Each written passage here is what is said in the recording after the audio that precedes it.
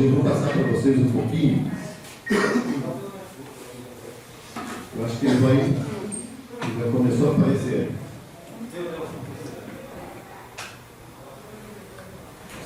Eu vou passar para vocês um pouquinho, vai ser uma aula de história. Mas uma aula de história um pouquinho diferente. Eu vou falar sobre afrodescendentes de Brusque. Mostrar para vocês que Brusque não é só aquela cidade formada por alemão, italiano, polonês. Que aqui também tem português e afrodescendentes. Inclusive, mesmo antes de Brusque ser Brusque, já tinha afrodescendente aqui. E eu vou mostrar isso para vocês.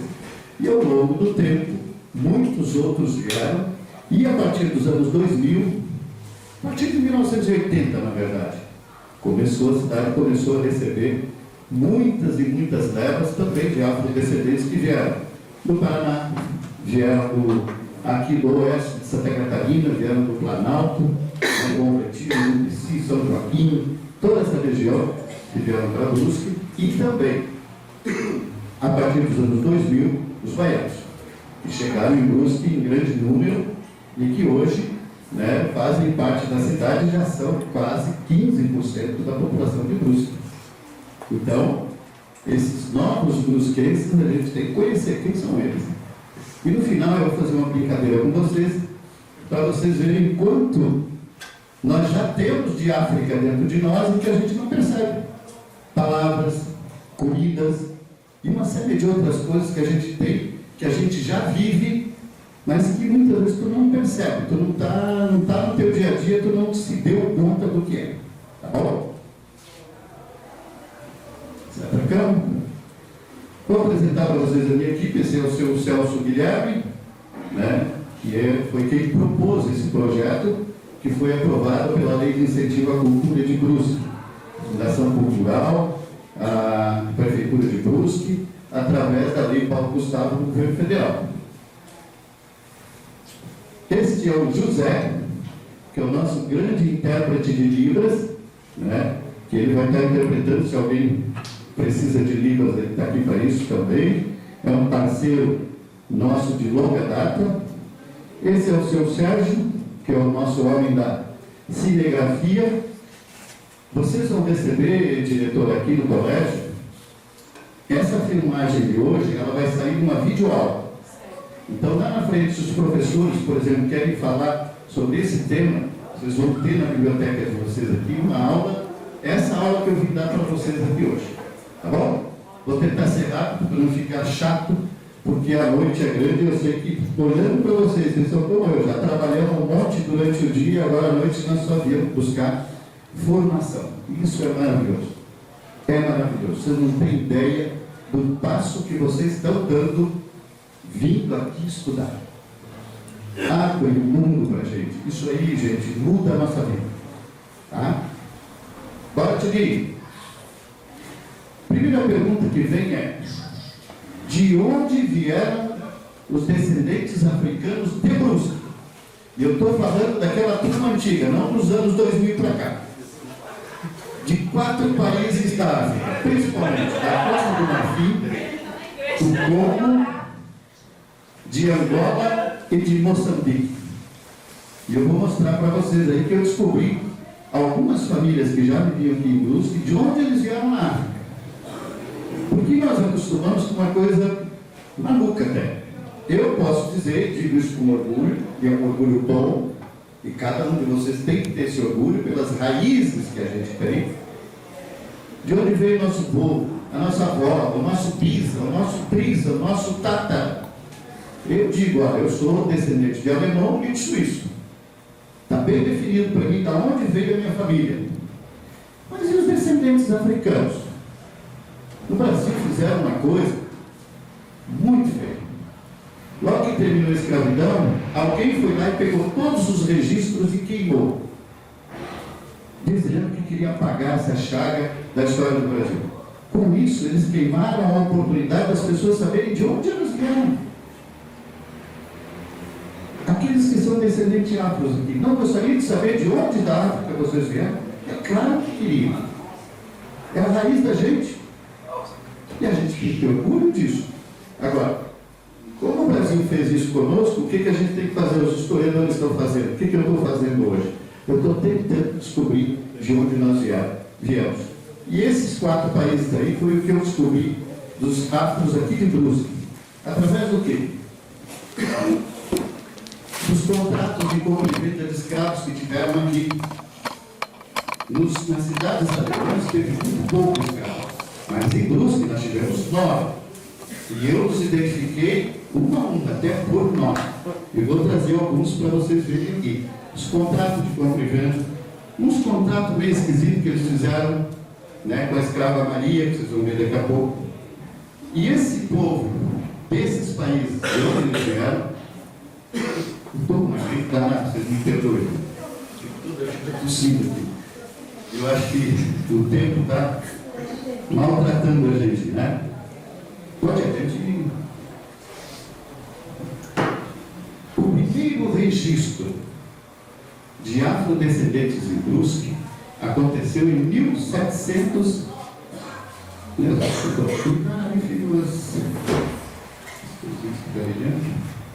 Isso. O primeiro registro aconteceu aqui em Brusque quase 100 anos antes dos alemães chegarem aqui. Esse casal, chamado Garcia e Maria, eram escravos em Florianópolis. Chamava-se Testeiro, não Florianópolis, o nome anterior de Florianópolis. Só que um era escravo de um dono e o outro era escravo de outro dono. E os dois eram jovens e se apaixonaram. E não tinha como os dois casar. O que aconteceu? Os dois pegaram e fugiram. Antigamente, inclusive minha mãe e meu pai, quando não dava para casar, o casalzinho fugia, mas depois tinha que casar, se não dava um pior danado. Eles dois fugiram, vieram mato adentro e vieram parar aqui em Brusque, quase 200 quilômetros mato adentro. E aqui eles viveram por 10 anos. 10 anos depois passou um sargento de milícia aí catando resina, que era o que se usava para colar as cartas antigamente, e descobriu os dois, coitados, foram recapturados, e aí o fim deles a gente não sabe. Mas esse registro ficou para a história. O Garcia e a Maria viveram 10 anos em Brusque. Isso 90 anos de Brusque, antes de Brusque ser Brusque. Próximo. Um outro registro de afrodescendentes em Brusque acontece em 1860. Muitos de vocês não têm essa obrigação, mas a partir de hoje vira uma obrigação. Aí o professor veio e disse, que dia? Que dia Brusque, que dia e ano Brusque foi fundado? Alguém sabe? Dia 4 de agosto de 1860. De novo, 4 de agosto de 1860. É importante, gente, essa data, porque a data do município que a gente vive hoje foi fundado. Vocês vão ver que a partir dali é que a cidade nasce. A partir dali é que Brusque passa a ser Brusque. Brusque chamava-se Colônia Itajaí nesse momento. Chegaram os alemães lá em Itajaí, no porto. E aí, o que aconteceu? Não tinha estrada. A estrada era o rio. O nosso rio que passa aqui atrás. Quem eram os Uber de antigamente? Eles tinham que vir para Brusque. Não tinha como, não tinha estrada, não tinha nenhum carreiro. Eles contratavam esses caras, os canoeiros, e lancheiros também eles chamavam, porque existiam as lanchas. Quem eram os canoeiros? Quem era o motorista do canoeiro? Eram os negros libertos e escravos de ganho, que era aquele cidadão que ainda era escravo, mas que o dono dele botava ele para trabalhar, para arrecadar dinheiro. Esses eram os motoristas do Uber de antigamente. Então chegava lá, os alemães contratavam eles para subir até Brusque. Levava 3 dias para chegar aqui, pelo rio. E imaginem, se eu contar para vocês tudo que esses coitados passavam para subir essas canoas até aqui. Se vocês olharem hoje o rio, vocês vão ver que tem lugar que não tem como subir com uma canoa. Tu tem que puxar ela no lucro, né? Porque senão não tem. Vamos ver. E aí, nós chegamos a uma outra coisa, as chamadas senzalas. Em Brusque, propriamente dita, não houve senzalas. Nós tínhamos, como eu disse, 9 escravos. Ao redor de Brusque, porque Brusque não era essa cidade desse tamanho. Brusque envolvia Guabiruba, Botuverá, Vidal Ramos, que muitos eu sei que vieram lá daquela região lá em cima, Vidal Ramos, Nova Trento e parte de Gaspar e de Ilhota. Isso era Brusque antigamente. Depois, cada município foi virando seu município e Brusque ficou do tamanho que ele é hoje, né? Nessa região existiram outros cerca de 150 escravos. Nós temos um cara chamado Agostinho Alves Ramos, que morava aqui para lá do Barracão um pouquinho. Barracão é a saída de Brusque para Gaspar, onde tem aqueles shoppings ali de roupas, um pouquinho para lá. Que esse cara tinha 100 escravos, cerca de 100 escravos, a gente não sabe exatamente o número. Aqui em Nova Trento tinha um cara que se dizia rei dos escravos, que tinha 30 escravos. Então, houve escravos na região. Mas, onde mais houve escravo é nessa região que vai para Itajaí. Por que para Itajaí? Porque em Itajaí, a colonização se deu pelo elemento português. Em Portugal, todos sabem, foi quem puxou a questão da escravidão no mundo. Portugal foi quem mais trouxe africanos para o Brasil, na marra, né? Naquela desgraça que a gente sabe qual foi. Portugal, os portugueses tinham o hábito de ter, cada família ascendia um pouquinho socialmente, tinha que ter um escravo ou uma escrava para trabalhar em casa ou para trabalhar na lavoura. Então ali houve muitos escravos. Havia uma senzala muito semelhante a essa. Como é que eu vou explicar para vocês? Na ida daqui para Itajaí, chegando lá embaixo no Arraial dos Cunhas, tem o posto Raimundo. À direita tem uma ruazinha, que antes era de terra, acho que até agora asfaltaram. A 200 metros dali tinha uma senzala muito semelhante a essa. Eu fui lá e eu vi ainda aqueles argolões que eles prendiam a perna dos escravos para eles não fugirem à noite, né? Então, houve essas senzalas? Houve aqui, houve na nossa região. Tá bom? Adelante. E aí nós chegamos ao primeiro personagem da história de Brusque, que chegou em Brusque em 1849. Vamos ver se a memória está boa agora. Quando é que Brusque foi fundada? 1860. Então, 49, isso dá 11 anos, né? Se a minha matemática não falha. 11, né? 11 anos. Eu não sou bom em matemática, eu sou historiador, então vocês perdoam. 11 anos antes de Brusque ser Brusque, o Francelino já estava aqui. Ele era um garotinho de 5, 6 anos. Nem isso, ele era menor ainda. Porque quando o barão de Xiribor, que é o fundador da cidade, chegou, o Francelino foi ser garoto de recados do barão. Pode passar mais um vídeo. O barão de Xiribor é esse cara aí. Ele era um austríaco que trouxe a primeira leva de alemães para fundar Brusque, fundar a cidade de Brusque. Foi um cara extraordinário. A nossa cidade, na verdade, eu defendo isso, né? Hoje, infelizmente, voto vencido, deveria se chamar Schnibor. A gente nem estranharia isso, seria tão fácil de dizer, em vez de dizer Brusque. Porque o Brusque nunca teve aqui. O cara ao qual nós demos o nome da cidade era um político. Ele era o presidente da província e resolveram, né, dar uma puxada de saco nele e disse, bota o nome do cara aí no município. Quem realmente fez alguma coisa por nós foi esse cara aqui, o barão Maximilian von Schnibor, um cara extraordinário, sério, manteve a colônia ali na Chincha para ela dar certo. Enquanto outras colônias estavam quebrando, a nossa estava funcionando e hoje é a cidade que nós temos aqui.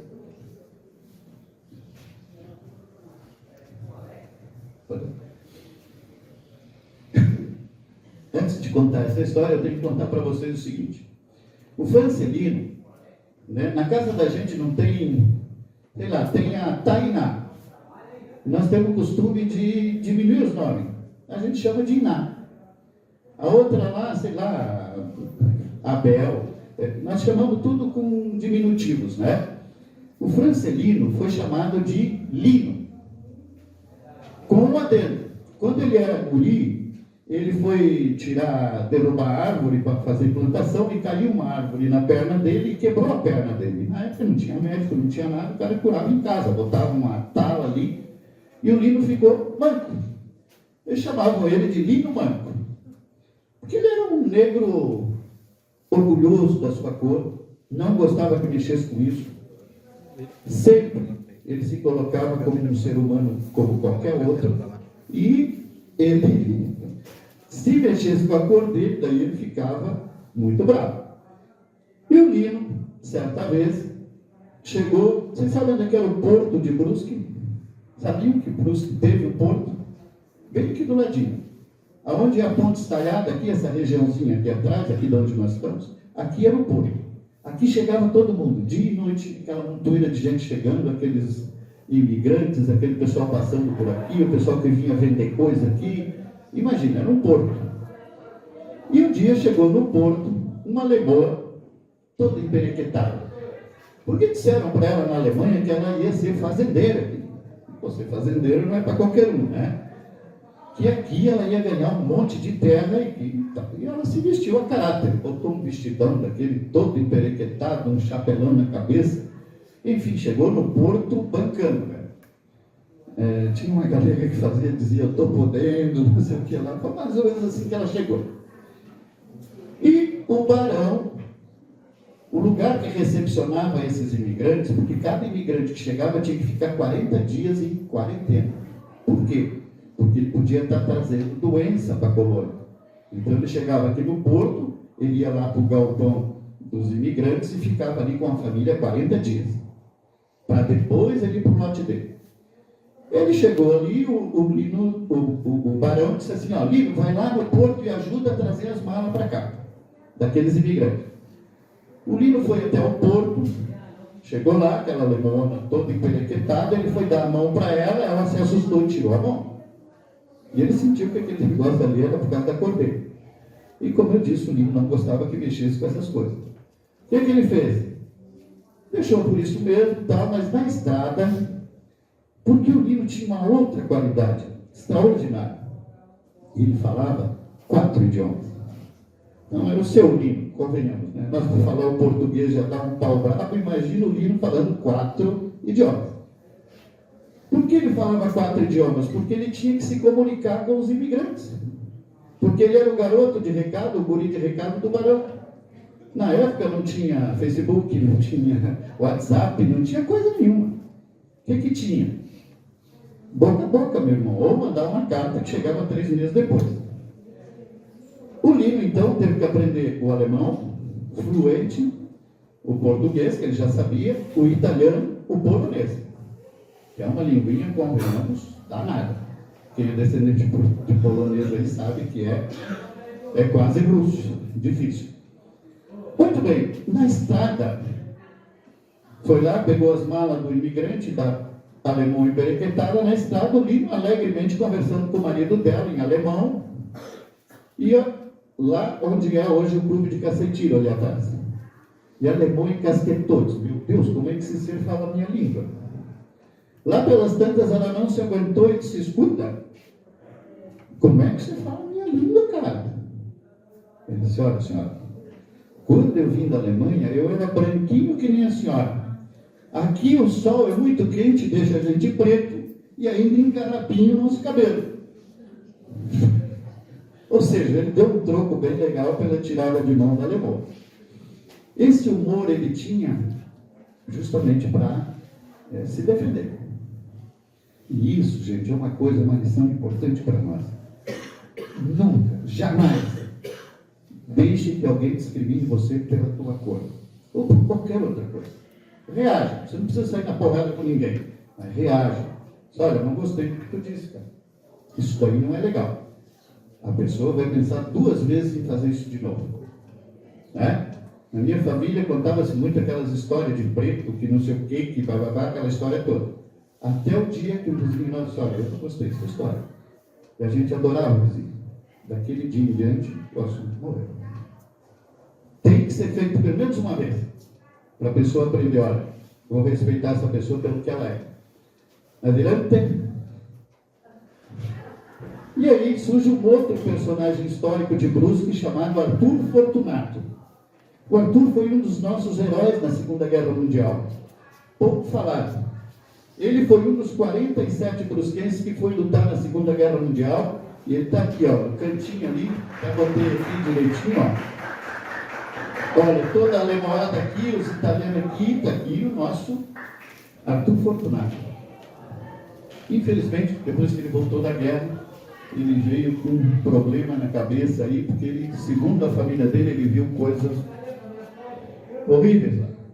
E passou o resto da vida para morar em Itajaí, teve 2 filhas, que eu entrevistei elas, e foi um cara que acabou a vida dele lá em Itajaí. Mas foi, e a gente tem que registrar isso, entre todos os brusquenses, os alemãos, italianos, polacos, tinha aí um descendente africano. E aí um outro, esqueci de dizer isso, volta ali só um pouquinho. O Arthur é neto do Francelino, do Lino Manco. Tá? E esse outro personagem que eu vou contar agora também é neto do Francelino. Então essa família, os Fortunato, eles criaram uma família muito grande que está aqui até hoje, lá na Nova Itália, ali na Ponta Russa. A família está toda ali ainda. Só que aconteceu uma coisa com eles. Eles estão mais brancos do que eu. Por quê? Porque eles foram casando com italiano, com alemão e tal, e foram branqueando. Mas se tu olhar o seu Érico Fortunato, que é o mais antigo da família, ele é branco que nem eu e tu. Só que o cabelo dele é de negro. Ele brinca com aquilo que o cabelo dele hoje está bem branquinho, mas é um cabelo bem carapinhado. Ele diz, ó, isso aqui não nega a minha raça. Por quê?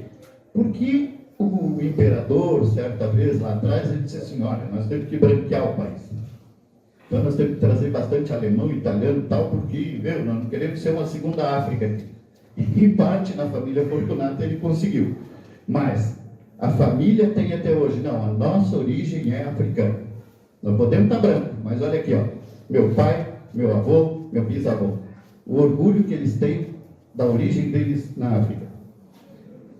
E aí, o seu Pedro. Antes de falar do seu Pedro, eu tenho que falar uma coisa. E eu sei que vocês têm uma idade já maior, né? Não estou falando com a gurizada. Eu sei que muitos de vocês já fizeram isso até com os filhos. Quando a criança nasce, o que é a primeira coisa que a mãe faz? Pega a criança e transforma a coitadinha numa múmia, bota os bracinhos dela assim, enfaixa, e a criança fica lascada ali no meio.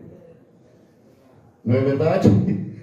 A mãe fazia isso com nós, fazia com todo mundo. E todo mundo fazia no passado. Por quê? Medo da criança quebrar, medo de cair, medo de não sei o quê.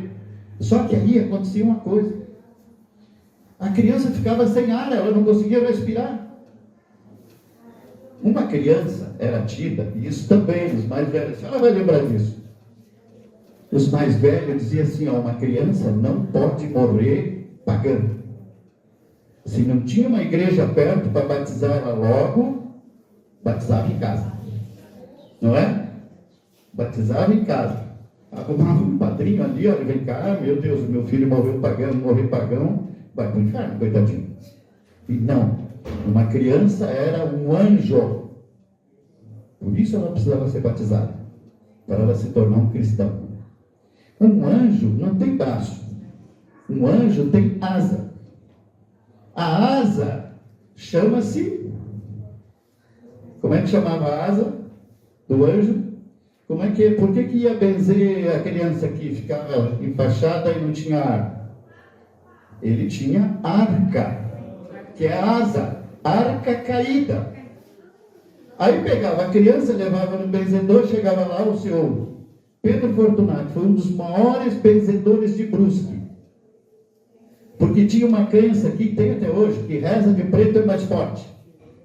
Então tinha as benzedeiras brancas, mas eles levavam no seu Érico, no seu Pedro, porque o seu Pedro era preto, e a benzedura dele era mais forte. Lá em Bom Retiro, onde eu nasci, nós tínhamos uma senhora que ela era preta. Mas preto era apelido, era preto, do preto. E ela benzia a gente com um galho de arame, que dava um pavor, arrepiava os cabelos, e ela bem... Era um negócio muito louco, mas tinha que, né, piano, estava com piano, lá vinha mais lá dentro dele, né? Ele é negro também, e o cara é bom. E agora tá os filhos, vazou todo mundo, quase ninguém vai. Tudo bem. O seu Pedro nasceu com a habilidade de benzer as pessoas. Eu vi quase 80 pessoas numa fila no final de tarde para ir se benzer com o seu Pedro. O que acontecia com o de arca caída, para terminar aquela história? Chegava no seu Pedro, ele tirava aquelas faixas tudo, a criança respirava. Aí o pai dizia, nossa, que benzedura forte que esse homem tem. Que nada, ele só abriu os braços do pobrezinho que estava... Uma semana depois, lá estava o bebê de novo, seu Pedro está com a arca caída de novo. Daí ele pegava e dava aquele, né, desculpa a expressão, aquele esporro. Escuta, para de enfaixar a criança, ô sua louca. Tu está matando teu filho. Que não tem, tu tem que deixar ele respirar, ele tem que, né? Então tinha a benzedura, obviamente, mas também tinha aquele conselho. Espera aí, presta atenção. E o seu Pedro se tornou então um grande benzedor. A lenda diz que ele previu a própria morte dele. Porque ele tinha uma coisa, ele era um adepto de São Pedro e São Paulo. E diz que é São Pedro e São Paulo mesmo, no ano é junho, né? Deixa eu ver aqui. Eu até marquei porque eu sou muito esquecido em data. Eu vejo o Francelino, o Pracinha, e onde é que vem aqui? Nem está aqui. No dia de São Pedro e São Paulo, acho que é 29 de junho, tá? Posso estar enganado, eu acho que é 29 de junho, né? São Pedro e São Paulo. Era um dia que ele não benzia ninguém. Aquele dia ele se recolhia e ficava no quarto rezando o dia inteiro. Ele só levantava de manhã ao pôr do sol para ir ver uma bacia cheia d'água. Que ele deixava do dia anterior, do dia 28, ele deixava ela no sereno. E no dia 29, antes do sol se pôr, ele ia lá e fazia isso. Ele olhava dentro da bacia. Todos os anos ele fazia isso. Eu olhava na bacia e saía feliz, ia fazer as coisas dele e passava o dia rezando. Por quê? Porque ele tinha visto o rosto dele na bacia. Um belo dia, ele foi lá e olhou e saiu triste. Foi para o quarto, ficou 3 dias lá, não falava com ninguém, triste, todo mundo queria saber o que houve, seu Pedro, o que aconteceu. Até que ele contou a história. Eu olhei e não vi meu rosto. Significa que esse ano, até o dia 28, final do dia 28 de junho do ano que vem, eu vou morrer, eu vou subir. E de fato, 6 meses depois o homem foi. Já com 90 e tantos anos. Eu acredito que foi mais pela idade do que pela bacia, né? Mas, sabe? Isso gerou a lenda de que o seu Pedro previu a própria morte. Ficou, como aconteceu na Guabiruba, ficou a nora dele benzendo. Mas a nora dele é uma italiana, já não tem mais aquela força toda que o seu Pedro tinha para benzer todo mundo. Ela não tem. A história dos afrodescendentes em Brusque tem coisa boa, mas tem coisa ruim também. E pelo menos 2 fatos ruins eu trago para vocês. Um deles é para ensinar para nós que nós temos que tomar um cuidado enorme quando tu tem um problema desse tamanho. Não transformar ele desse tamanho. Porque é nessa hora que tu perde a cabeça e faz porcaria. O primeiro assassinato de Brusque aconteceu por causa de uma laranja. Uma laranja. Aqui na frente do Clube Cacetinho, nessa rua que segue adiante aqui, para lá, havia uma festa dos alemães. E o governo de Santa Catarina mandou o regimento de Pernambuco para cá, que era formado só por negros. Não tinha branco, só negro. O regimento veio para Brusque para proteger os imigrantes dos búbios, que era assim um terror aqui, né? Eles vinham, matavam vaca, matavam gente, Essa é a história que quem ganhou a guerra conta, certo? Tem a história do índio também, que nós não podemos esquecer que eles foram exterminados, etc., por um cara que vocês vão conhecer um pouquinho, daqui a pouco. Esse regimento foi para lá, esse povo foi para lá, esse pessoal do regimento foi lá para a festa. Na frente do Clube Cacetinho tinha uma casa de um alemão, tinha um pé de laranja carregado. Um desses caras pulou a cerca, foi lá e roubou uma laranja. O alemão viu, ficou, foi para lá, começaram uma discussão e tal, e quase foram para o soco. E vinha vindo um outro alemão lá, digamos, do Guarani para cá, que viu a briga e se puniu pelo alemão e foi lá e foram para as vias de fato. Nesse quebra-pau ali, o cara furou ele com uma baioneta, aquela baioneta que eles usam ali, e matou ele na hora. Aí deu um forró danado ali e tal, o governo teve que tirar esse regimento de Brusque, porque todo mundo queria matar os caras também. E até hoje, eu vi o processo, ele é dessa grossura assim, esse processo. Ninguém sabe quem foi que matou o alemão. Por quê? Porque todos eles se puniram por aquele que matou e ninguém revelou o nome de quem matou. Por que essa história? Como eu disse, ensinar para nós. Eu tenho um probleminha desse tamanho, cara, que era uma laranja. Tinha um pé inteiro ainda. Para que discutir? Tu podia dizer, pede aí que eu te dou uma laranja. Como a gente faz hoje. E deu de estresse, volta para dentro e está resolvido. Não. Né? E havia um problema pior. Eles não falavam o alemão e os alemães não falavam o português. Então ninguém se entendia. Enfim. Certo? Adelante. E aí vem o primeiro caso. Eu trouxe 2 casos de escravos nossos aqui de Brusque. Que foi comprado por uma família que morava aqui nessa próxima ponte que tem aqui embaixo. Por lá de lá da ponte morava o Pedro Werner, que teve 4 escravos. Esse aqui foi o 5º, chamado Antônio Crioulo. Esse é um contrato de compra e venda do Antônio, que está lá na história. Nós temos lá no Museu Casa de Brusque esse contrato de compra e venda do Antônio. Por que ele era crioulo? Porque o Antônio e depois o crioulo. O crioulo significa que esse escravo já era brasileiro. Ele não tinha vindo da África, ele era filho de um escravo que veio da África. Então, onde vocês encontrarem esse nome, né, Maria Crioula, João Crioulo, Antônio Crioulo, você sabe que esse escravo já era nacionalizado, ele já era daqui, ele nasceu aqui. Né?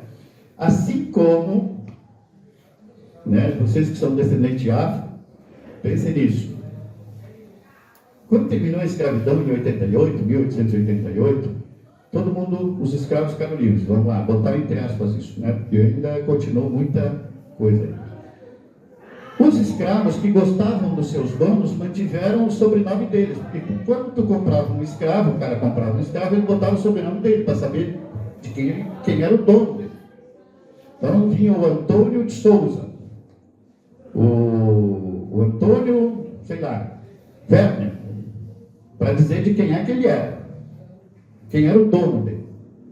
Aqueles escravos que não gostavam dos seus donos, o que eles fizeram? Eles botavam nomes que remetiam à situação religiosa. Os de Jesus, os santos, né, os aparecidos, os Cipriano, de São Cipriano. Então, muita gente tem sobrenome de santo, que tem ligação com religião, porque eram pessoas que tinham sido escravos de alguém que eles não gostavam. Porque houve sim, e isso nós temos que dizer, é uma questão de justiça também histórica, escravos que trabalhavam nas casas dos seus donos que não tinham problema com o dono. Até negociaram como é que eles iam fazer depois da escravidão. Né? Tem um caso aqui. Vamos lá? E aí veio a história da Maria. Veja, eu estou contando histórias que vocês, saindo daqui, vocês vão ver onde essas pessoas moravam. O Antônio Crioulo foi morar ali por lá de lá. Foi morar não, foi ser escravo, coitado. Aliás, volta ali, só quero contar uma história, que vai virar um filme. Se der um dia, diretor, eu gostaria de passar esse filme para vocês, que é um filme lindo. Apesar da situação ser muito ruim. Os escravos do Pedro Werner, quando desobedeciam os seus donos, eles eram castigados de uma maneira maluca. O Pedro Werner construiu 2 poços. Sabe um poço, né? é igual um poço. 2 fossos de 5 metros de profundidade. Quando um escravo desobedecia a ele, ele jogava o coitado do escravo lá dentro daquele fosso. E o cara ficava uma semana ali. Só recebia comida, dormia ali. Enfim, imagina o inferno que o cara não passava naquele lugar. Isso gerou uma lenda que dizia, esses fossos eles ficavam um pouquinho para cá da Havana, onde tem uma loja ali de carros ali, naquela região ficavam esses fossos. E ali atrás era tudo mato. E o rio passava bem pertinho lá. À noite esses escravos gritavam, socorro, me ajuda. E as pessoas ouviam e não via ninguém. Espalharam a notícia de que tinha uma alma penada ali. E todo mundo diz, olha, mas lá tem uma alma penada, os caras falam, até a alma fala. Né? E isso se espalhou no município inteiro e os pais não deixavam os filhos ficar lá na boca da noite. Então tinha um campinho de futebol, as crianças iam lá jogar uma bolinha, chegava pelas 5 da tarde e fazia, ó, corre para casa porque tem uma alma penada. Só em 1935 é que começou-se a descobrir que na verdade não era alma penada coisa nenhuma. Né? Eram os antigos escravos que sofriam essa punição esdrúxula lá dentro daqueles fossos. Isso nós vamos fazer um filme e eu quero muito que vocês vejam. E aí surge a escrava Maria. A Maria era uma escrava ladina. O que é uma escrava ladina? Era aquela que trabalhava em casa. Ladino, no nosso português, significa que é mais inteligente um pouquinho. Então, os donos chamavam que os escravos que trabalhavam em casa, eles eram ladinos, eles eram mais inteligentes que os outros que trabalhavam na roça. É uma distinção, eu acho um pouco idiota, né? Mas, vamos lá. Vamos pegar o que a história diz. Os ladinos trabalhavam nas residências, tanto homens cuidando de criança, como mulheres que faziam comida, como lavavam roupa, enfim, era escrava de casa. A Maria foi comprada lá em Florianópolis pelo casal Boettiger, um cara chamado Georg Boettiger. Esse cara era farmacêutico, o equivalente quase a um médico em 1880 e pouco, porque não tinha médico aqui, né? Ele tinha um status social bom, era vereador aqui em Brusque e tal, era um cara bem entendido nas coisas. E o Georg comprou ela lá para ser uma escrava ladina, uma escrava de casa. E ela veio para Brusque, ainda com, creio eu, pelos 20 anos, veio para Brusque, morou com eles lá, foi escrava deles na casa. Mas o Georg era um cara esperto.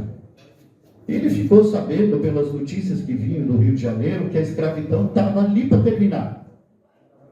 Chegou em casa e falou com a mulher dele, disse, olha, nós pagamos uma grana aí pela Maria, nós não podemos perder nossa graninha. O que nós vamos fazer se acabar a escravidão? E eles bolaram uma estratégia. Olha, chamaram a Maria e encheram a bola delas. Maria, tu é o máximo.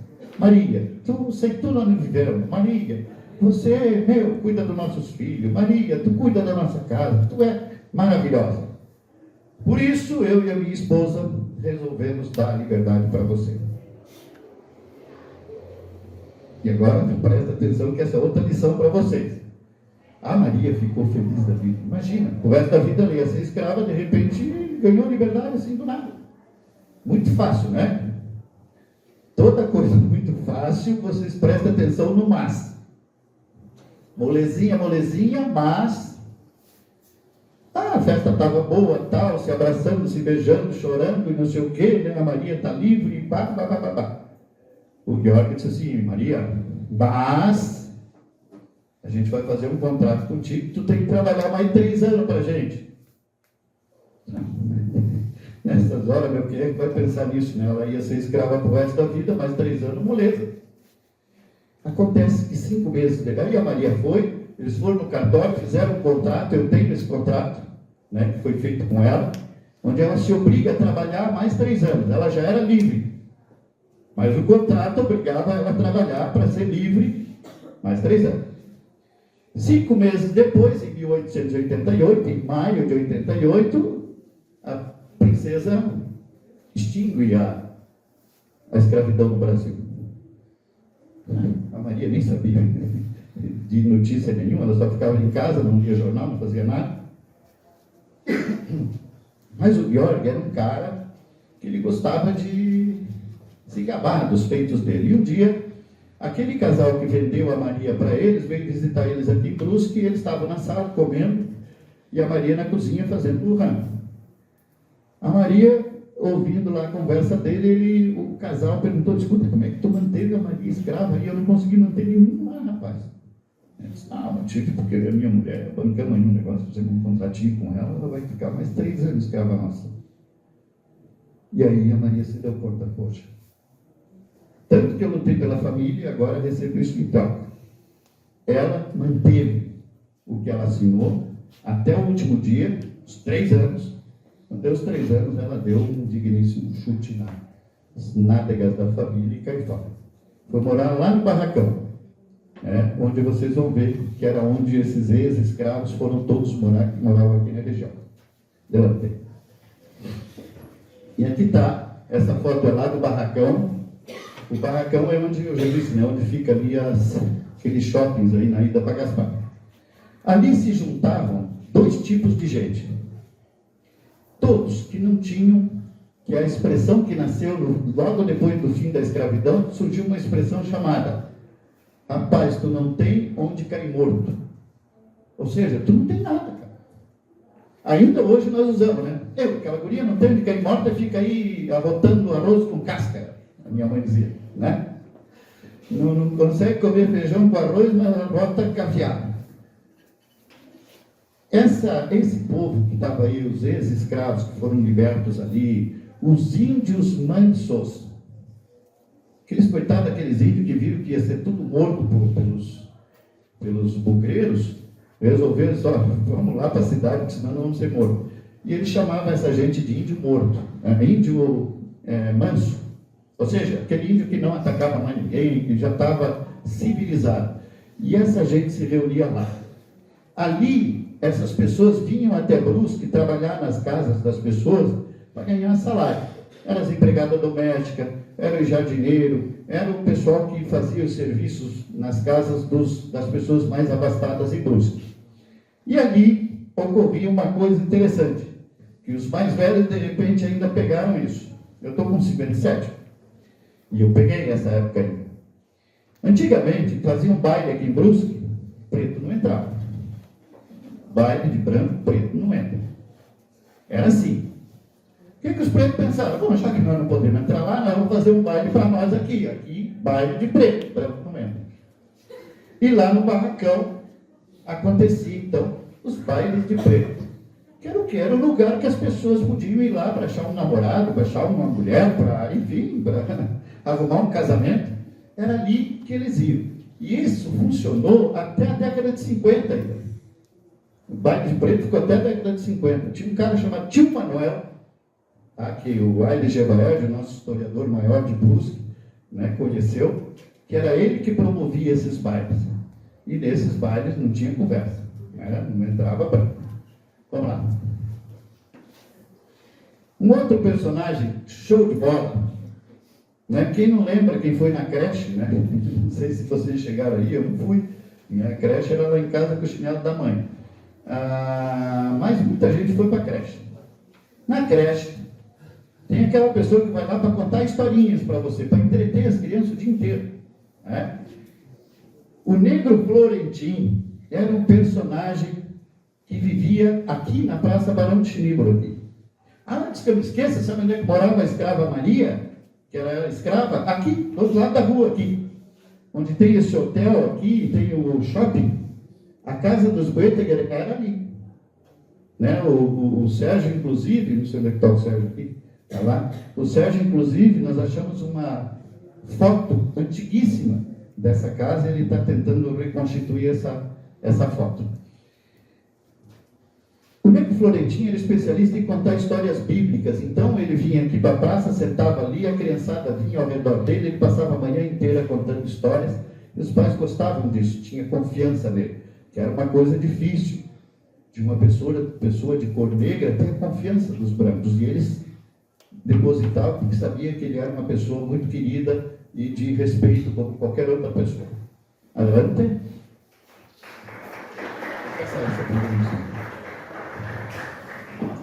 Esse ali era um registro do Hospital Zambuja, que é a história mais longa. Mas eu vou contar rapidamente. Um médico do Hospital de Cambuja recebeu lá um negro, que não era negro, ele era preto, né? Bíblia. E o médico nunca tinha visto uma pessoa preta na frente. Nunca. Quando ele olhou para aquele ser assim, ele disse, o que tu tem? Ele disse, estou com dor aqui, estou com dor aqui. E ele ficou com medo de até de apalpar, porque ele não sabia direito lidar com aquilo. Para vocês verem como eu conheço gente que só viu uma pessoa de cor negra com 70 anos. Aqui é Guabiruba. Tu és da Guabiruba? Aqui é Guabiruba. Eles nunca tinham visto uma pessoa negra na frente deles. Uma criança negra, nunca viram. É mal isso? Não, eles viviam incrustados lá no meio do mato, eles não tinham ideia, né, do mundo aqui fora. Né?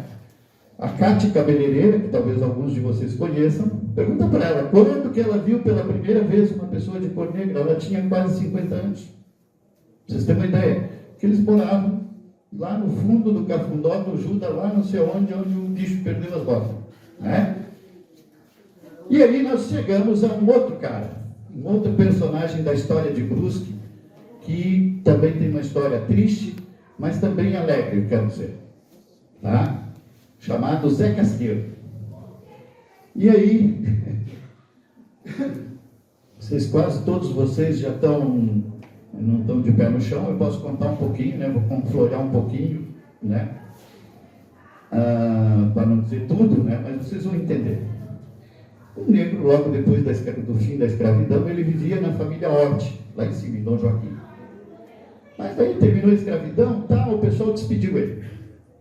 E os Dal Castanhar, lá da Santa Luzia, contrataram esse rapaz, porque ele era especialista em cuidar de criança, em cuidar da casa, fazer os serviços ao redor da casa e tal. E ele foi trabalhar na Santa Luzia. Acontece que o seu Dal Castanhar, o marido da família, patriarca, ele gostava de tomar umas canjibrinas e sumia 3 meses. Sumia. Ficava a mulher sozinha em casa e tal, cuidando das crianças, e ninguém sabia onde é que estava o seu Dal Castanhar. Muito bem. Acontece que esse negão tinha 2 metros de altura, diz que era o tal, né? Teve um romance entre a matriarca e ele. 3 meses depois, o velho volta. E a mulher está grávida, ele fica feliz, tá? Mas o dia que nasceu, ele olhou e disse, nossa, eu também escolhi esse piá aí, né? O Nelsinho disse assim, ficou muito tempo no forno. E aí o negócio pegou. Quem foi, quem não foi, e logo, coitado do negão, se lascou, né? Ninguém sabe que fim ele levou. Alguns dizem que ele foi morto, né, jogado lá no Morro dos Polacos, a gente não tem prova disso, então há gente que disse isso para mim, eu tenho gravado isso, né? Há gente que diz que ele foi simplesmente embora e que nunca mais apareceu aqui. O fato é que o seu José Dal Castanhar está aí e não existe como negar a existência do seu Zé. A família disse que não, ele é adotado, não sei o quê, bababá, mas no final da vida do patriarca dos Dal Castanhar, ele foi lá na casa dele e confessou. Disse para ele, olha, eu disse para todo mundo que você era adotado. Isso é uma mentira, você é filho da minha esposa e de fulano de tal. Deu um nome lá que a gente não sabe qual é o nome desse ex-escravo. Pediu perdão para ele e tal, né? A história termina aqui. Fato é, sim, ele continuou com a esposa, a história contada para todo mundo era que o Zé era adotado, e com uma história assim. Fato é que quando ele morreu, ele deixou parte dos terrenos dele para o Zé também. Ele reconheceu que ele cometeu um erro na época, né? Por orgulho, sei lá o que foi. O seu Zé tem aí vários filhos. Ele casou com a dona Síldia, que é uma índia Xetá do Paraná. Uma das últimas índias Xetá do Paraná. Ele foi trabalhar na estrada de ferro lá no Paraná e de lá ele encontrou essa índia numa aldeia, acabou casando com ela e veio para Brusque. Aí tem aí o Nelsinho, tem vários filhos deles aí, filhas, né, que eu cheguei a conhecer. Vamos lá, Tchugui. Aí uma outra coisa ruim, né, tem aquelas coisas bem legais, boas para a gente contar, mas isso aqui é uma coisa ruim. Que aconteceu também com muitos afros. Esse era o bando do Martim Bugreiro. O O Martim Bugreiro é quase uma lenda em Santa Catarina, que foi o cara que mais matou índio, matou o bugre, que eles diziam. Mas tem um detalhe, isso não abona e nem desabona a biografia dele. Isso eu quero dizer para vocês, não tenho pena nenhuma de dizer que ele foi um assassino, né? Isso aqui no meu coração eu não posso deixar de dizer isso. Mas ele era pago pelo governo para matar índio. Ele recebia por orelha de índio que ele matava e trazia. Nós temos relato, por exemplo, dele trazer 80 orelhas numa ida só no mato aqui em cima em Vidal Ramos, matar os índios, perseguir e matar. Ele trazia as orelhas, botava numa bandeja e o governo contava e pagava ele pelo tanto de orelha que ele trazia de índio. Será que foi por isso que os índios da Ali não ficou ninguém, né? Então gente, nós temos que pensar o lado nosso, o lado do imigrante que estava aqui, que não tinha culpa nenhuma, porque o governo deu essas terras para esses imigrantes, certo? Mas o governo fazer um serviço desse, pagar para fazer um serviço desse, boa coisa também não pode ser. Então, a gente tem que julgar a história no seu tempo, mas também temos que ter o nosso senso crítico para ver, olha, os governos já fizeram cada desgraça conosco, né? Não só com os imigrantes. Lá na Europa disseram para nós que nós ia ganhar terra aqui. Vai ali na casa de Brusque e vê quantos nossos antepassados tiveram que pagar por essas terras. E todo mundo pensa aí que nós ganhamos terra. Ninguém ganhou terra. Nós tivemos que pagar. Produzia 5 sacos de feijão, um era para o governo, para pagar a terra. E por aí vai, semente. Até a desinchada que eles davam para nós, eles cobravam. Um governo desse também nós não podemos aliviar a mão, né? E aí nós chegamos numa família que muitos de vocês devem conhecer, família do seu Ginoca.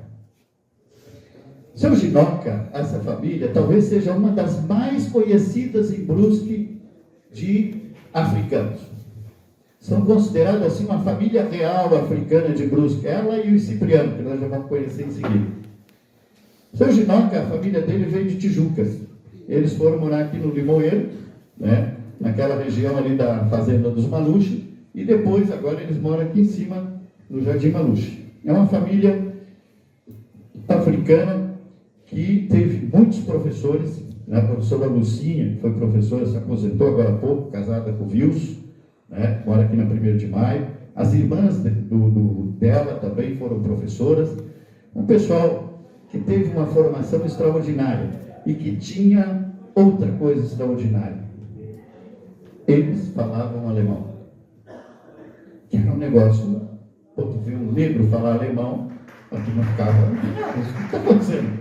Né? Porque todo mundo só via, só branco pode falar alemão, né? Apesar de falar italiano, polaco e etc. Mas eles se adaptaram a isso, por quê? Porque eles começaram a trabalhar, por exemplo, na casa do Gevaert, dos Kohler e de tantos outros, que eles tinham que se comunicar na língua deles, senão não tinha, aqui em Brusque não se falava português até a década de 20, dificilmente tu achava alguém falando português, era uma língua estranha. Se falava alemão, italiano e polonês. E Zé Filia, aí, né? Pode dizer. Uma outra família extraordinária do seu Leopoldo Ramos. Ele era fotógrafo. Mas ele veio para Brusque como empresário, ajudou a fundar a Fundição Hércules, ali com a família Loss. Ele era dessa área metalúrgica, né? Quando ele se aposentou nessa área metalúrgica, ele foi para casa e queria achar alguma coisa para fazer. Ele começou a fazer um negócio que muitos dos mais velhos aqui vão lembrar.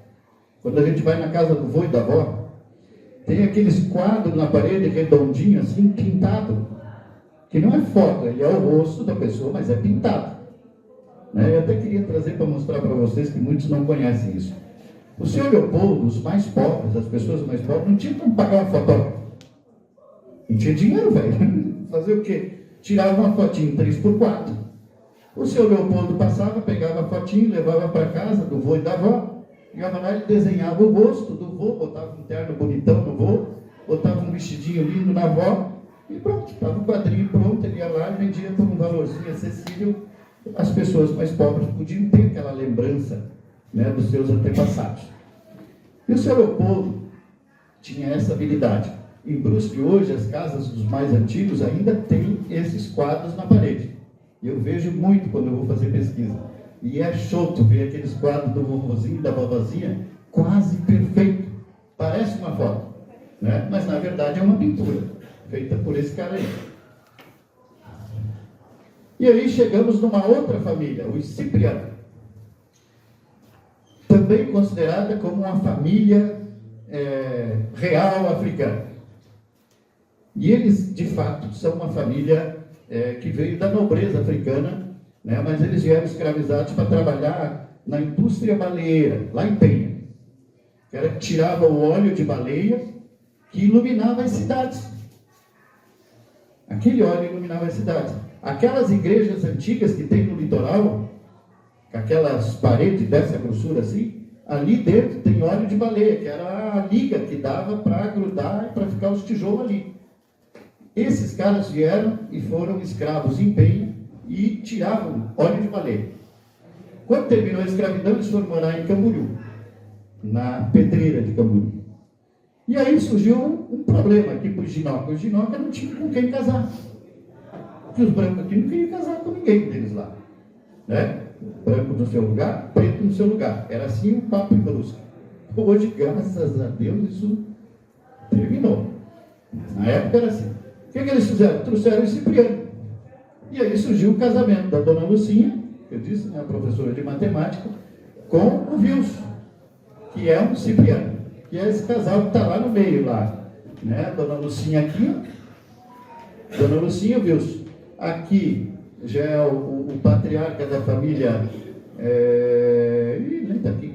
Eu acho que aqui ele já tinha falecido. Mas esse é o patriarca do Cipriano que veio para Brusque. Hoje eles moram aqui no chamado Morro dos Pretos, que é aqui na divisa Brusque e Guabiruba. Aquele morrinho que tem acima ali, tem uma gráfica, lá de trás dessa gráfica, todas as terras dessa família que mora ali. Eles casaram entre si, as duas famílias, alguns filhos casaram entre si. Bora? E aí vem outra família, outra negra, que tem uma história também linda. Ela foi adotada pela família Risto. E ela morreu se sentindo alemã. A nega Mia. Eu fui entrevistar ela lá no Lar dos Idosos, que ela se auto-internou lá, né? Ela pagava com o dinheiro dela para ela ficar lá. E o dia que eu cheguei lá, ela estava falando alemão com duas senhoras lá. Porque ela praticamente só falava alemão. Muito pouquinho. Português, assim, ela resbalava mal e porcamente. Era e foi uma das maiores doceiras de Brusque. Todo mundo ia comprar na panificadora Ristoff, porque a nega Mia fazia os doces. Ela tinha uma mão especial para isso. E ela se comunicava com a cidade em alemão. Morreu cantando em alemão. 5 horas da tarde, ela começou a cantar um hinário lá, porque ela era protestante. Um hinário, ela começou a cantar, daqui a pouco ninguém mais ouviu a voz dela, foram lá, ela tinha falecido. Bora? E aí chegamos na Dona Lúcia. A Dona Lúcia é mãe do seu Ginoca. Trabalhou na casa do Gevaert. Falava alemão fluentemente, o dialeto. Não é qualquer alemão, era o dialeto. A velhinha era fera. E ela tinha um monte de netinho. E ela gostava de pegar os netinhos pela mão e ir passear lá no Morro dos Pretos, ia, voltava com os netinhos na rua. E um dia os alemães estavam aqui na panificadora Ristoff, que é aí depois do Clube Cacetinho. No fim da tarde acontecia o Schnapps. O que é o Schnapps? Schnapps é o happy hour, aquela coisa, no fim da tarde vamos lá tomar um chopinho, bater papo, jogar a conversa fora. E a alemãada foi para lá, homens. Daqui a pouco veio a Dona Lúcia, lá do Guarani para cá, com aqueles 10 negrinhos junto com ela. Um alemão daquele falou para o outro em alemão, certo? Já estava para lá de Bagdá, e disse assim: nossa, está vindo uma trovada muito preta lá, em alemão. A Dona Lúcia se ligou, pegou os negrinhos e foi lá no meio dos caras assim, disse: olha aqui, ó, a minha alma é mais branca que a sua cor.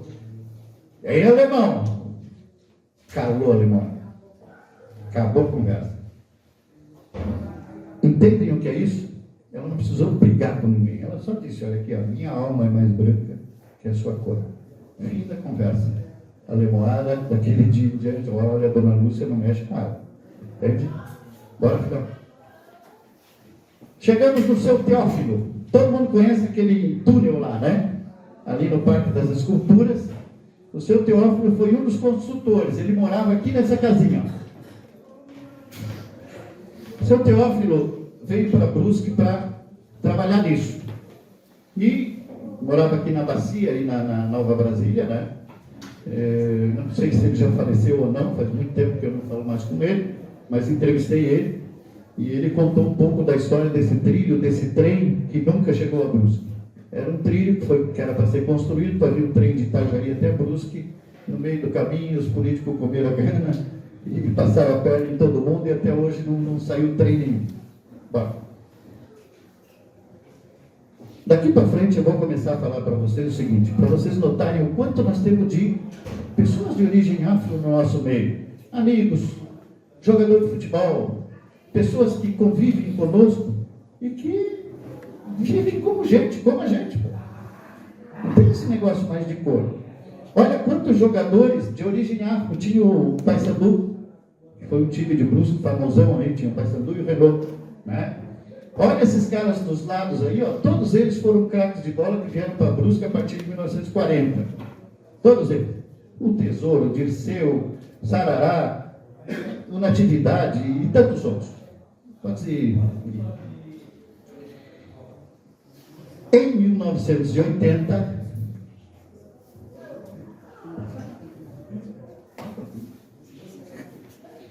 1980, começou a chegar em Brusque um grupo que tinha uma autoestima que era o bicho. Eles se auto-intitulavam os VIP. Vim do interior do Paraná. Quem eram esses caras?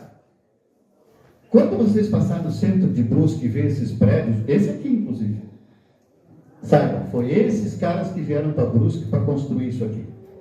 Porque eles eram os pedreiros, os carpinteiros, eram os caras da construção civil, que nós não tínhamos em Brusque. A partir de 1980, eles começaram a chegar em Brusque e começaram a formar o Poço Fundo, que é um bairro hoje de Brusque, né? Poço Fundo, Águas Claras, Paquetá, é para onde foram morar os filhos. E esse pessoal, até hoje, os descendentes deles estão aqui, né? Eu conheço muitos deles, se auto-intitulavam então VIP, que é a mistura do quê? Do negro com o índio, né? Do interior do Paraná. Próximo. Quem aqui é da Serra? De Bom Retiro, Urubici, Lages, aquela região lá. Ninguém? Do oeste de Santa Catarina, tem alguém aqui? Chapecó? Só ele. Vocês estão muito brusquenses, ó. Hoje de manhã eu dei essa aula lá num colégio e cheguei lá e perguntei quem é de Lages? Quem é não sei de onde? Olha, sobrou 2 que eram de Brusque. E olha lá, num pau bravo, né? Depois contando a história para eles, eles achavam graça. Esses caras aqui são aqueles caras que vieram da região serrana de Santa Catarina e do oeste de Santa Catarina, chamado homem cor de pinhão. Ele é a mistura do negro com o índio. E ele saiu um cidadão, né, que é um afro, a gente vê que ele é afro, mas ele tem esse nariz mais afilado, porque ele veio de um grupo chamado Mouros, que lá atrás, a Espanha, lá em 1500, a Espanha tinha tinha vencido os mouros. E o que ela fez? Pegou o exército mouro, que eram uns negão 2 metros de altura, né, uns caras fortão, e botou 50 cavalos dentro de um navio e trouxe para o Brasil. E um cara, pode rir até, né, não tem problema, um cara chamado Alva Nunes Cabeça de Vaca, esse era o nome do cara, né? É um cara histórico, maravilhosa a história dele. Ele trouxe um navio aqui em Florianópolis, desembarcou em 50 cavalos, montou 50 mouros desses, que eram negros, e criou entrepostos de Florianópolis até lá seria São Miguel do Oeste hoje, lá para lá de Chapecó, velho. cada aldeia indígena que eles encontravam, ficava um mouro com o cavalo. Por quê? Porque tinha uma lenda entre os indígenas que dizia que um dia um deus viria montado numa besta. Quando o cara via aquele negão com aquele cavalo, sabe, tá ali, ó, é Deus. E o cara, ele casava com as índias e tinha muitos mourinhos, vamos dizer assim, né? Por que isso? Porque naquela época valia o uti possidetis, que é o quê? O direito de posse. E a Espanha queria tomar o sul do Brasil inteiro para ela. Que no final, depois do Tratado de Tordesilhas, aquelas coisas todas, ela não conseguiu. Hoje nós falamos o português, mas era para nós ser espanhol, né? E esses caras são os descendentes daqueles mouros de 500 anos atrás, que passaram a viver no oeste de Santa Catarina, misturado com os indígenas. Vamos lá. Está vendo como a história é show? Se a gente for procurar lá atrás, a origem da gente é um treco louco, né? A gente pensa, nossa, como? Né? E aí, vem umas histórias bem legais, assim, que eu quero passar para vocês. Deixa eu ver se eu acho aqui, porque essa aqui eu vou ter que ler. Cabeça não vai. Filho, passa um adiante ali só para mim, um instantinho. Primeiro quero falar para vocês uma outra coisa. Eu sei que muitos de vocês têm uma religião, talvez evangélica e tudo mais, e isso é a história, não estamos falando de religião, né? É só para constar para vocês. Isso aqui, nós temos em Brusque hoje 17 terreiros de Umbanda e Candomblé, que são religiões de origem afro, ou de matriz africana, como alguns historiadores costumam dizer, né? O Luizinho, pelo que eu conheço, é o único pai de Santo Preto. Todos os outros são brancos. E eu fui em todos eles. A maioria das pessoas são brancas, né? Que frequentam esses terreiros. E olha, não tem pouca gente, tá? É muita gente que vem, tá? Vamos lá. Aí, volta naquele lá, filho, no baianês. Aqui, gente, eu trouxe para vocês algumas coisas para vocês identificarem. Quando eu vi, né, eu sei que tem baianos aqui, né, e quero que vocês levem, como vocês viram, eu trabalho tudo com humor para que a gente possa curtir a história, né? Isso a gente é muito sério também, um saco, né? A história não tem graça. Quando eu vi o primeiro baiano aqui, que para ele usava uma expressão, eu ficava apavorado com aquilo.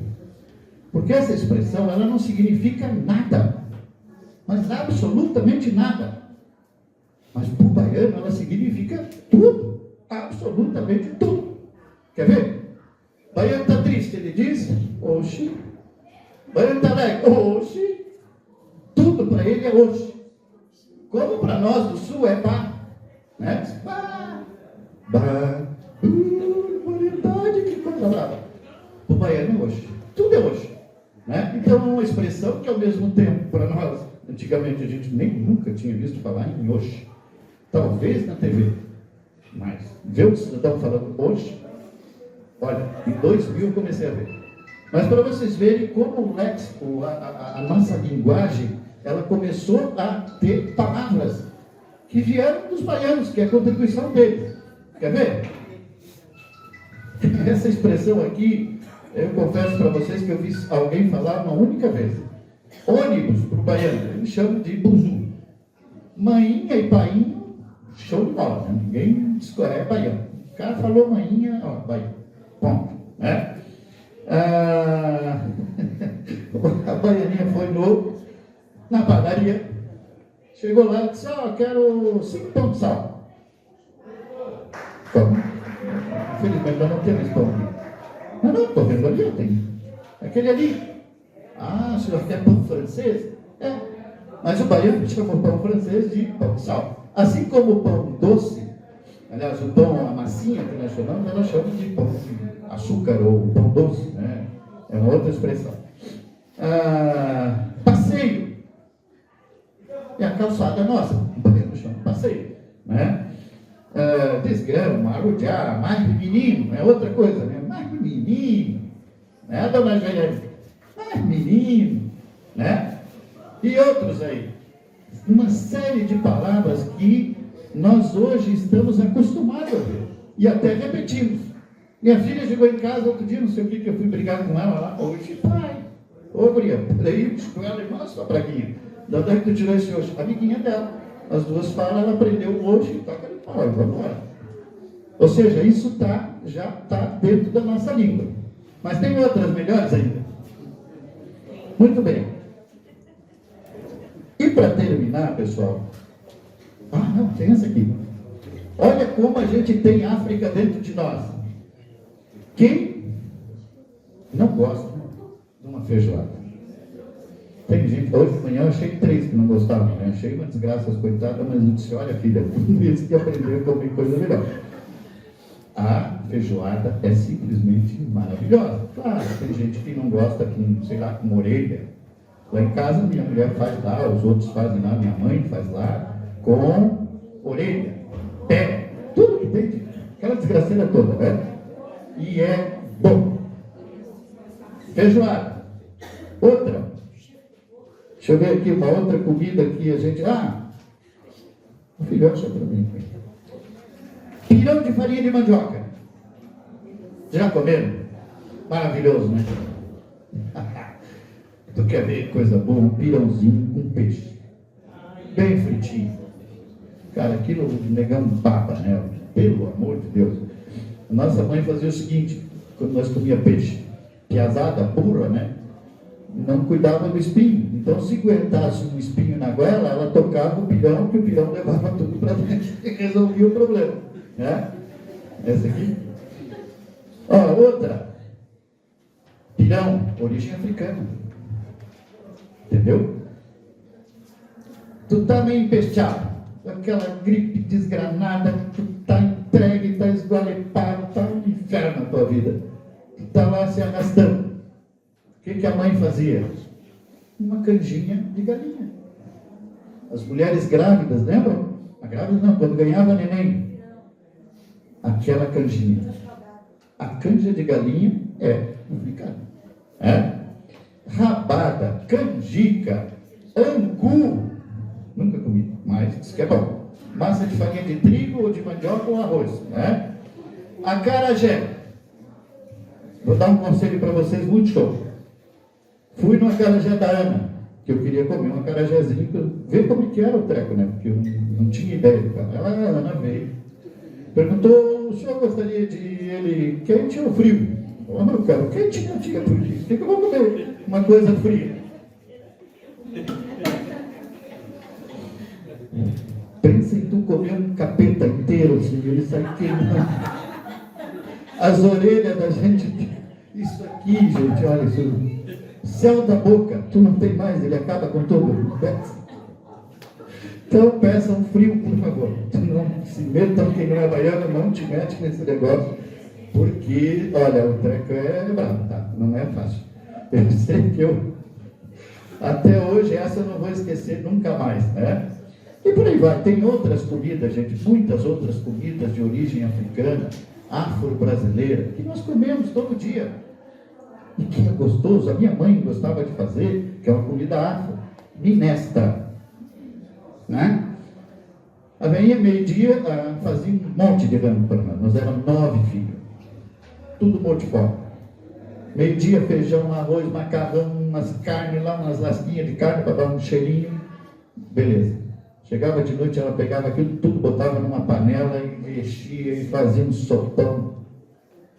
Pensa nos bogrinhos para comer. Meu, que coisa gostosa. Né? E até hoje, muitos ainda fazem isso. Né? Bate no liquidificador, não sei o quê. Mas nada, o macarrão inteiro ali, tudo lambia, até a tampa da panela. Né? É gostoso. Essa é uma comida tipicamente africana, de origem africana. Né? Vamos para frente e vamos terminar. Pessoal, eu quero terminar... Tá? Eu sei que muitos de vocês já têm também que sair e tudo mais. Quero terminar com algumas expressões que estão na nossa língua portuguesa, que nós falamos todo dia, que são de origem afro, mas que a gente não se dá conta que é. Né? Uma delas, nós estávamos falando em comida, né? A palavra alface é de origem áfrica. Quem não gosta de uma alfacezinha com bifezinho, com arroz, né? Só para nós ir para casa hoje tudo doido para comer alguma coisa, né? Assaltar a geladeira. Almofada, origem africana.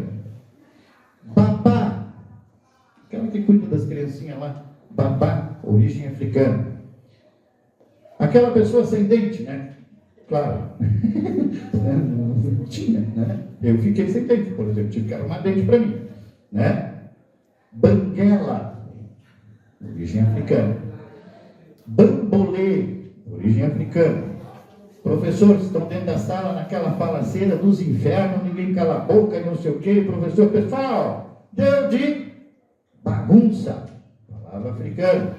Viu como a gente fala? Os filhos em casa estão fazendo aquela coisa, dia de chuva, os pertinhos não param quieto. Estão fazendo o quê? Bagunça, né? Birita. Essa palavra aqui, ela é muito show. Tu fala com o cara, ele está zanzando, está no outro mundo, está no outro, sei lá, parece que está, né, no outro universo. Qual é o nome desse cara? Ele é um banzo. O cara está um banzo, aquele cara. Tu fala com ele, não dá bola, não sabe nem o que tu falou. Né? Batuque, berimbau, bugiganga. Tu quer ver bugiganga, tu tentar revisitar uma bolsa de uma mulher. Tudo que tu imaginar tem ali dentro. Tá? Loucura. Cachaça. Bruaca. Tinha uma senhora que nós não gostava dela. Nós nunca falamos o nome dela. Nós dizia aquela bruaca velha. Briga com a gente, né? Não deixava nós brincar na rua. É uma bruaca. Birita. Cachimbo. Cacunda. Essa aqui que a gente bota as crianças. Tudo isso, gente, é palavra africana que nós já falamos no dia a dia, né? Chuchu, carimbo, cafungá. Tem uma expressão, ó, fica cafungando aí no meu cangote, né? Ó, né? Encafifada. Aquela pessoa, ela é nervosa. Ela está querendo matar alguém. Encafifada, né? Fubá, gogó, isso aqui, do homem, gogó. Tudo origem africana. Jabá, né? Origem africana. Cachumba, cochilar. Olha quantas palavras, gente, a gente usa todo dia. Ó, cheguei em casa hoje tirar um cochilo que eu estou quebrado. Né? Cochilar. Farofa. Gangorra. Já que eu falei das mulheres, eu vou falar de novo. Chega em casa, está cansada, toda lascada, trabalhou o dia inteiro e o marido veio com aquela, ô, dá para fazer uma comidinha para nós aí? Ela está lá, poxa, cara. Mas daí ela vai na cozinha e faz, bota na mesa, o marido diz, meu, mulher, que gororoba, né? Palavra africana. Lambada, lenga-lenga, ô, amigão, para com essa lenga-lenga aí, vamos fazer o que tem que ser feito. Né? Macumba.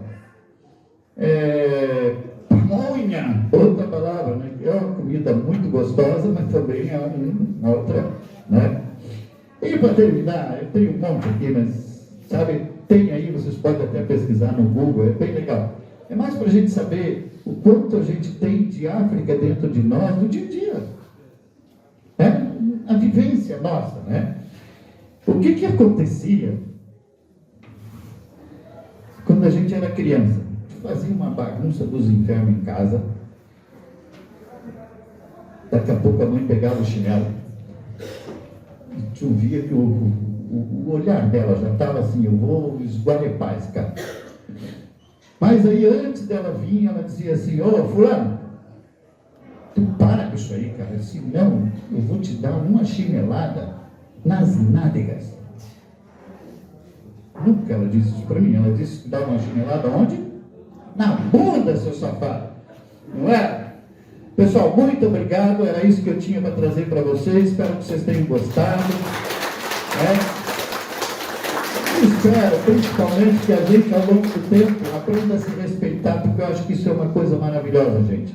Nós estamos numa Brusque cheio de etnia, cheio de gente. Se a gente se respeitar, isso aqui vira um paraíso para nós.